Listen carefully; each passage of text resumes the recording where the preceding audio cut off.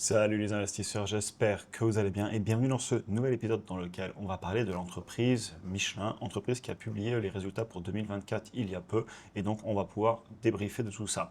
À savoir que c'est une entreprise que je n'ai jamais regardée, cependant, mention spéciale dans cette vidéo sachant que j'ai étudié pas loin du siège social et j'ai fait de l'immobilier pas loin du centre de recherche et développement principal de l'entreprise. Et d'ailleurs j'ai aussi pas mal arpenté les virages de la région et beaucoup parlé de Michelin avec des personnes qui tout simplement travaillent là-bas. Par contre, je ne connais pas du tout les chiffres de l'entreprise et si je vois du bon ou du mauvais, je n'hésiterai pas à le dire. Et évidemment, comme d'habitude, il s'agit d'un cas de conseil en investissement. Alors Michelin, c'est un des leaders mondiaux dans la mobilité durable.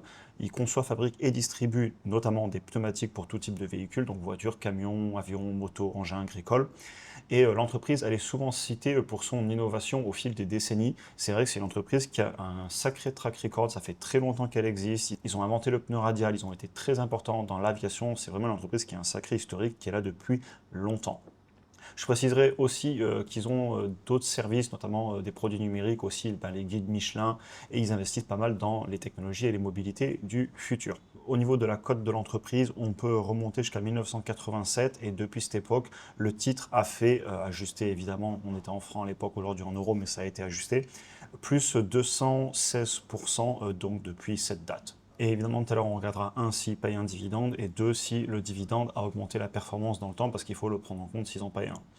Au niveau du secteur, je pense que c'est un secteur qui va avoir beaucoup d'innovation. Au niveau notamment de la consommation des pneumatiques, j'entends consommation, c'est-à-dire qu'on a beaucoup évidemment de friction entre les pneus et la route, et notamment avec les véhicules sur lesquels on voit qu'ils consomment toujours moins, aussi bien les véhicules thermiques que électriques d'ailleurs.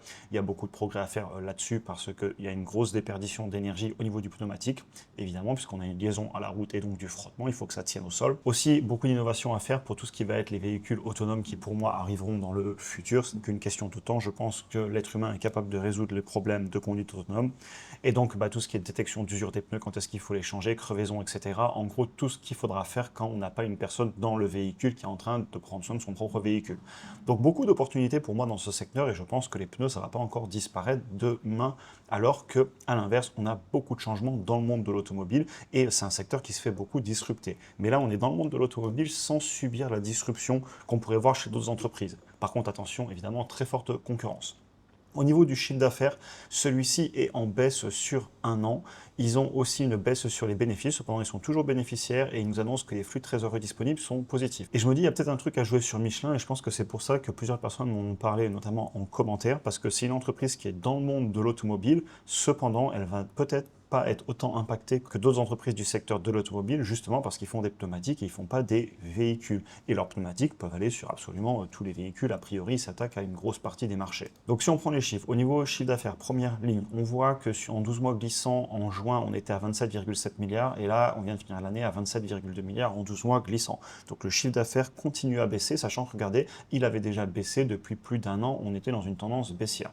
Sur 10 ans, je suis allé vous le calculer, le chiffre d'affaires de l'entreprise en croissance annuelle composée, donc tous les ans annualisés sur 10 ans, ils font 3,75% par an. Donc entreprise avec une croissance quand même assez faible, on est sous les 4%. Et au niveau des bénéfices, de la même façon, c'est en train de baisser depuis la même date, donc depuis le premier semestre 2023, et la baisse est en train de continuer avec 1,89 milliard de bénéfices contre 1,9 les 6 mois précédents. Et au niveau des flux de trésor, pareil, c'est en train de baisser. Si vous voyez, on était à 2,9 milliards et là, on est à 2,34 milliards. Donc clairement, et là, c'est l'analyse que je vous partage, c'est mes notes. Michelin, ils ont un business qui est très corrélé aux ventes de véhicules neufs, mais pas que aussi, puisqu'il faut bien changer les pneus au bout d'un moment. Et si les ventes baissent sur les véhicules de façon générale, sur le neuf, sur l'occasion, et si on a moins de transactions et si le marché est moins dynamique, évidemment que ça va impacter Michelin. Donc ils sont tout aussi impactés que les constructeurs automobiles sur le court terme. Et par contre, sur le long terme, là, je pense qu'il y a quelque chose à faire. Parce que autant il y a beaucoup de disruptions sur les véhicules en eux-mêmes, autant sur les pneumatiques, il en faut encore. Et ils pourraient faire une vraie différenciation au niveau des technologies. Comme l'entreprise l'explique, ils aiment se concentrer sur le haut de gamme, sur les pneumatiques assez techniques, et tant mieux. Car honnêtement, faire du bas de gamme, il y a beaucoup de concurrence, et faire du haut de gamme, on pourrait aller chercher des nouveaux marchés, et c'est aussi le nerf de la guerre.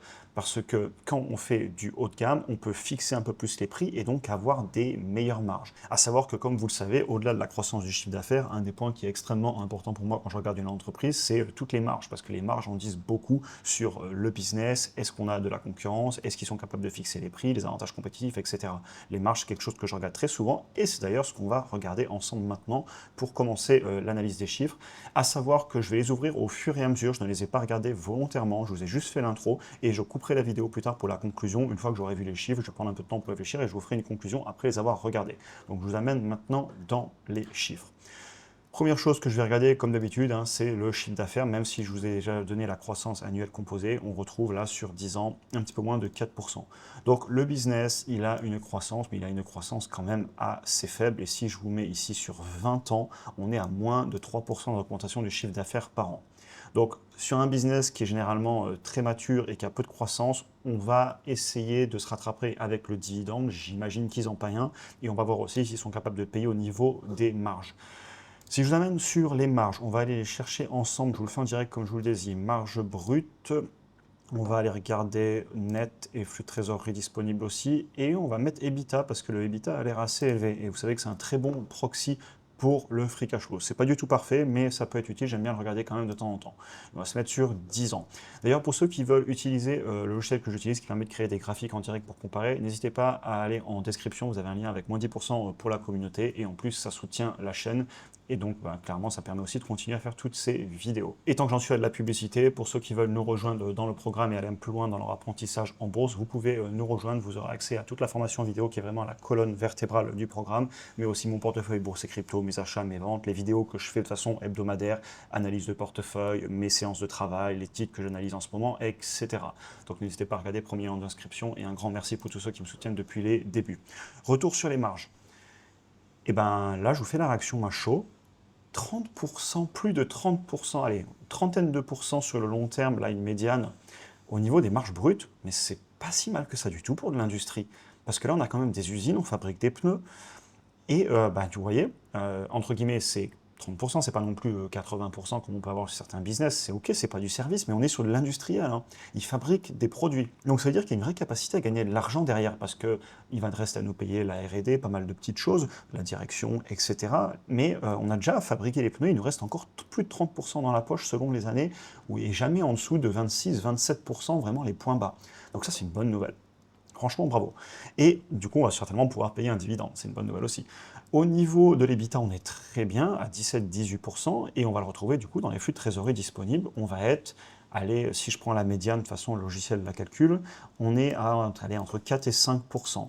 Alors, instantanément, c'est beaucoup plus bas que l'EBITDA, et c'est en ligne avec les marges nettes. Cette entreprise doit investir beaucoup en CAPEX, ce qui ne m'étonnerait pas puisque ils ont forcément des usines. Vous savez quoi? On va aller se le faire en direct ensemble. Je sais que vous aimez bien les vidéos directes, donc je vais vous la faire. Free cash flow, 2,9 milliards là en 12 mois glissants. Et vous voyez cash issu des opérations, plus de 5 milliards. Donc là, on a un gros delta, une grosse différence, et il va être dans les CAPEX. Regardez. L'entreprise, là, en 12 mois glissants, depuis pas mal de temps, ils sont entre 1,8, même plus de 2 milliards. Donc l'entreprise investit beaucoup. Et malgré qu'elle investisse, elle arrive à avoir encore de l'argent dans la poche qui va pouvoir être utilisé pour un dividende, pour aussi rembourser de la dette, etc. On ira voir la dette et tout juste après, je vous rassure. Mais du coup, là, je vous le fais en direct, la vidéo sera un peu longue, mais c'est pas grave. C'est quand même pertinent parce qu'on voit, elle arrive à vraiment tenir ses marges. Et maintenant, la question, c'est qu'est-ce qu'elle fait de cet argent? Mais pour l'instant, plutôt positif. Alors, je vais mettre des bémols, hein. On a quand même une croissance très faible sur le chiffre d'affaires. Mais vu qu'on a des marges et qu'on est sur un business mature, pourquoi pas pour un profil mature qui cherche du dividende, une entreprise qui est là depuis longtemps, qui est bien gérée. On va construire un autre graphique ensemble. Alors, qu'est-ce qu'on va aller chercher à faire ici? On va essayer de comprendre un petit peu où part ce cash. Alors, il paye un dividende, bon, il rachète pratiquement pas d'actions, pour le principe, on va pas le mettre, ça va mettre à moins de cours, pardon, sur le graphique. Par contre, au niveau de la dette, il se passe des choses. Bon, on a vu qu'ils investissaient beaucoup en CAPEX, mais du coup, je ne veux pas le mettre parce que le free cash flow l'inclut déjà, évidemment. Cash total, ils ont de la dette current, donc de la dette en ce moment, du short terme, et ils ont aussi de la dette long terme. On va aller visualiser ça. Je vous le fais vraiment en direct pour que vous voyez un petit peu mon processus de réflexion. Donc, ils ont de la dette long terme et on est sur les mêmes niveaux qu'il y a 4 ans. Donc globalement, la dette long terme ne bouge pas. Je pense qu'ils en gardent tout simplement parce qu'ils veulent passer la trésor ailleurs. Au niveau de la trésor, 2,9 milliards en 12 mois glissant sur les derniers chiffres qu'on a disponibles devant nous. Un dividende à presque 1 milliard, donc en gros un tiers de la trésor qui part en dividende, ça ne me gêne pas, puisque l'entreprise de toute façon, elle est mature, elle a peu de croissance, et elle a des marges qui lui permettent de le faire. Ils ne vont pas couper le dividende, ils sont là pour ça. J'imagine que les gens qui rentrent sur cette boîte, vous avez déjà un peu ma conclusion, c'est des gens qui veulent du rendement, c'est pas des personnes qui cherchent beaucoup de croissance, ils veulent une entreprise grosse, stable, qui a pignon sur rue. En tout cas, c'est l'analyse que j'en ferai. Ils remboursent de la dette, pardon, donc c'est plutôt bien, même si on voit qu'ils en avaient levé un tout petit peu là en 2023, mais à peine. Donc là, ils commencent à racheter de la dette. Et si je prends toute la dette, on s'approcherait, en calculant de tête, pas loin des 8 milliards. Donc s'ils arrêtaient de payer le dividende, ils pourraient la rembourser en 3 ans, peut-être un petit peu plus, s'ils continuent quand même à payer un petit dividende. Donc franchement, rien qui me choque. Pour l'instant, une entreprise propre, bien gérée, qui a juste peu de croissance, mais qui a des marges. Avant le dividende, je voudrais quand même regarder avec vous ce qui se passe au niveau des actions. Et c'est très propre, regardez là, c'est super stable, il ne dilue pas l'actionnariat, il rachète même un petit peu des actions dans le temps. Bon là c'est sur 10 ans, mais ils ont racheté un peu d'actions. Franchement, bravo, propre. Dividende, on va aller voir. Bon, je m'en doutais un petit peu, hein, sur 10 ans composé, on ne va pas battre le S&P 500, puisque, hélas, on n'est pas sur une entreprise qui a beaucoup de croissance, donc ça va être très dur de compenser un tel manque de croissance avec un dividende. Là, sur 10 ans, on n'arrive pas à tenir le S&P 500, je vais nous mettre sur du plus court terme. Et vous voyez, je vous le fais en direct. Là, depuis 3-4 ans, si vous voyez mon graphique qui bouge, on est évidemment toujours quand même pas au S&P 500, mais on n'est pas non plus en train de perdre de l'argent. Vous voyez, là, si on se met sur 3 ans, on a fait 25% de croissance en 3 ans avec le dividende réinvesti. Évidemment, on n'est pas sur les 40 du S&P 500, mais on n'a pas à rougir, on n'est pas parti en négatif non plus. Donc, une grosse entreprise qui a peu de croissance, qui a des belles marges, qui gère bien sa trésorerie et qui paye un dividende. Et il distribue, vous voyez, 30%, un peu plus de 30% de la trésor. Le dividende, dans le temps, il nous l'augmente depuis 10 ans, composé de 8% par an. C'est plutôt propre, en fait. C'est un petit peu ce à quoi je m'attendais. Une entreprise mature, qui paye son dividende tranquillou et qui n'a pas beaucoup de croissance. À mon avis, là, et c'est un petit peu ce qu'on va faire maintenant avant la conclusion, je pense que la valorisation devrait être basse, parce qu'on n'a pas beaucoup de croissance, on a des belles marges, on paye un dividende. Si je vous le fais de tête, je ne l'ai vraiment pas regardé, on va aller activer les graphiques ensemble juste après. On devrait être sur un prix par rapport aux bénéfices entre 10, 15, ce serait certainement un petit peu le haut du panier. Prix par rapport au flux de trésorerie disponible, autour de 10, je sais pas, entre 7, ce serait vraiment un peu pas cher, et 15 et plus, ça commencerait à être vraiment cher. Là, je vous partage vraiment ma vision à chaud, hein. Et donc, on va aller regarder ensemble. Alors, je vais vous enlever les actions qu'ils étaient en train de racheter, et je vais nous prendre le prix par rapport au chiffre d'affaires. Ah vous voyez, on est pratiquement à 1. Ça ne me choque pas du tout, bien au contraire.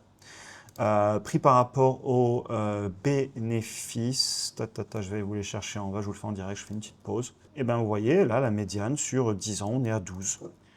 C'est en ligne avec ce à quoi je m'attendrais. On n'a que 4% de croissance, même pas, sur 10 ans en composé. Cependant, on a des marges nettes qui sont là, on ne brûle pas de cash, la dette, on peut la rembourser en quelques années. Entreprise à rendement mature, qui grossit pas trop, mais qui a pignon sur rue, et qui doit se battre pour innover, pour ne pas perdre des parts de marché, et bien au contraire continuer à croître. Et ça, vous en doutez un petit peu, ça va être ma conclusion. Je coupe la vidéo, j'écris une conclusion, et je vous récupère. Surpris par les marges pour l'industrie. 30%, allez, la médiane a presque 30% de marge brute pour de l'industrie, franchement c'est pas si mal. Alors ils ont un petit peu de service, je sais, ils ont les guides Michelin, ils ont un petit peu de location de pneus sur les poids lourds et tout, de ce que j'ai regardé, mais voilà, globalement on est quand même principalement sur de l'industriel, hein.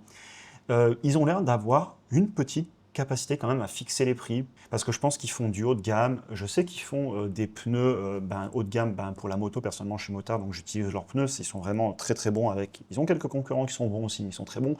Ils sont très forts dans tous les pneus très techniques, camions, notamment gros engins, et puis ils font aussi tous les pneus de sport pour les véhicules. Si vous regardez les véhicules très haut de gamme qui ont besoin de passer énormément de couple au sol et en plus à très haute vitesse, et très souvent on s'adresse à Michelin pour les fabriquer et les tester. Ils ont des pistes énormes, donc ils peuvent vraiment tester à haute vitesse des pneus, et ils sont spécialisés là-dedans. Ils font des pneus très haut de gamme qui vendent très cher, et évidemment quand vous vendez des pneus très chers, ça remonte quand même vos marges. Pas de souci sur la gestion de la trésorerie, bien au contraire, ils savent se gérer. J'ai l'impression que la direction fait ce qu'il faut.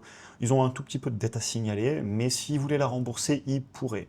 Et je dis oui aux investissements. Vous avez vu, ils ont beaucoup de capex. On était à combien là? 2 milliards sur ces dernières années en 12 mois glissants pour 3 milliards et quelques de flux de trésor. Franchement, ils investissent. C'est bien parce que un business qui est mature et qui a peu de croissance, il faut qu'il investisse parce que sinon la concurrence va arriver. On est quand même en train de faire des pneumatiques, donc il y a un moment, il ne faut pas rêver, les concurrents sont là, hein. Donc pour l'instant, moins de disruption sur le secteur des pneus que sur l'automobile, mais un secteur global de l'automobile qui est en souffrance. Et donc forcément, quand vous vendez moins de voitures, il ne faut pas rêver, on va vendre aussi moins de pneus. La question que je me poserais si je venais à pousser mon analyse, c'est est-ce que Michelin va maintenir son attractivité produit, donc relancer son chiffre d'affaires à la hausse, augmenter peut-être sa croissance annuelle composée sur, je sais pas, 5 ans ou 10 ans en glissant, et est-ce qu'ils vont maintenir, voire même augmenter leur capacité à fixer les prix par l'innovation, augmenter les marges brutes en faisant des pneus de meilleure qualité pour aller attaquer la concurrence. Par exemple, des idées qui me passent à l'esprit, ce serait des pneumatiques pour des flottes de véhicules connectés, c'est-à-dire des pneumatiques entre guillemets connectés qui permettraient de dire aux loueurs de voitures, je sais qu'ils travaillent là-dessus d'ailleurs sur des pneus qui peuvent vous donner en direct la pression des pneus si c'est par exemple des véhicules autonomes ou l'usure des pneus. Je me suis un petit peu renseigné sur le business et je sais qu'ils travaillent sur de la connectivité.